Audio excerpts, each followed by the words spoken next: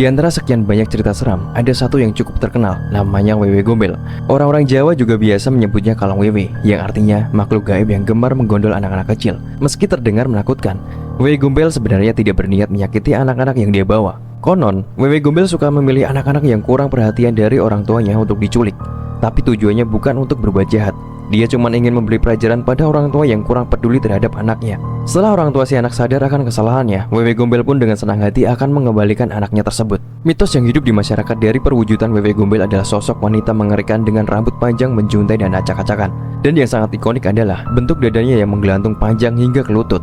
Banyak kisah yang beredar mengenai hantu sosok Wewe Gombel ini.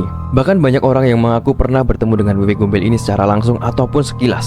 Meski di beberapa daerah masih diyakini keberadaannya, namun tidak sedikit orang yang hanya menganggap jika hantu tersebut merupakan cerita urban legend belaga. Makhluk ini dianggap jahil karena sering menculik anak-anak kecil dan juga sering menyembunyikannya. Banyak cerita yang menyebut jika asal-usul Wewe Gombel berasal dari wilayah Jawa Tengah, tepatnya di kota Semarang. Ada salah satu perbukitan yang bernama Bukit Gombel, yang konon di Bukit Gombel itulah ada kerajaan hantu.